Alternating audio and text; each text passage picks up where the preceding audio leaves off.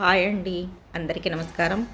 ఈరోజు egg fry egg fry egg biryani చేద్దామని ఇలా అన్నీ రెడీ చేసుకున్నానండి. బిర్యానీ ఆకు చెట్టేసా కదా, పచ్చి బిర్యానీ ఆకు.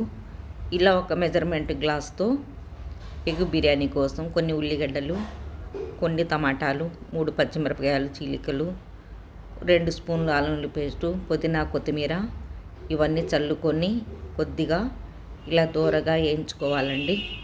కొద్దిగా దూరగా వేగిన తర్వాత మనం ఉడకబెట్టుకున్న కోడిగుడ్లు, పసుపు, కారం ఇవన్నీ కూడా వేసుకోవాలి. ఇవి కొద్దిగా వేగిన తర్వాత ఉడకబెట్టుకున్న కోడిగుడ్లు వేస్తానండి నేను. ఎగ్ బిర్యానీ కోసమని ఇలా కొంత ఉప్పు, 4 ఎగ్స్ ఇవన్నీ కలగలిగేలాగా మొత్తం మసాలాలన్నీ ఎగ్స్కి పట్టే వరకు మనం ఇలా కలయబెట్టుకొని అలా పక్కన పెట్టేసుకోవాలి. డ్రై మసాలా చల్లుకోవాలండి. లవంగం, చెక్క, ఇలాచి ఇవన్నీ వేసుకొని కొబ్బరి పౌడర్ వేసుకున్నది ఇలా చల్లేస్తాను. ఇక వాటర్ పోయాల్సిన పని ఉండదండి ఇందులో. ఇలా ఎగ్ ఫ్రై లాగా ఉడకబెట్టుకున్నాయి. బయట నూడిల్స్, ఎగ్ ఫ్రైడ్ రైస్ ఆ తర్వాత పిల్లలు ఇలా తింటూ ఉంటారు కదా.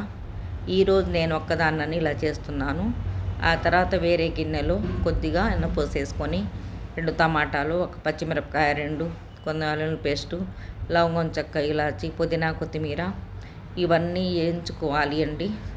దగ్గర పడిన తర్వాత వేగిన తర్వాత మనకు ఒక గ్లాసున్నర వాటర్ వేసుకొని పలావ్లాగా పక్కన పెట్టుకోవాలి. ఉడికించుకోవాలి. ఎసరేసి ఎసరు కొద్దిగా మరిగిన తర్వాత ఉప్పు వేసుకోవాలి. ఎసరులో బియ్యం వేసేయాలండి. ఇంకా మామూలుగా దగ్గర పడిన తర్వాత మనం ఎగ్ కర్రీ చేసి పెట్టుకున్నాం కదా, అది కొద్దిగా ఇగురుకునే ముందు ఇదంతా వేసేసి కింద పైన అట్ల కాడతో కలియపెట్టాలండి. బాగా అన్నంలో కలిసిపోయేలాగా ఎగ్ కర్రీ ఇలా కలియపెట్టుకుంటూ ఉండాలండి. అప్పుడు అన్నిటికీ ఉప్పు, కారం, మసాలాలు ఇవన్నీ అంటి ఏం చక్కగాను స్పైసీగా కారంగాను చాలా టేస్టీగా ఉంటుంది. ఎగ్ ఉడకబెట్టుకున్నది నీ సువాసన అయితే ఉండదండి, చాలా టేస్టీగా ఉంటుంది. బయట చేసేవాళ్ళు ఎగ్ ఫ్రైడ్ రైస్, బిర్యానీలు, వెజిటేబుల్ బిర్యానీ ఇవన్నీ ఎక్కువగా స్పైసీకి సంబంధించిన, స్మెల్కు సంబంధించిన దినుసులు ఎక్కువ వేస్తారండి వాళ్ళు. నేనైతే అవన్నీ వేయను కాబట్టి అంత స్పైసీగా కారంగా ఉండదు.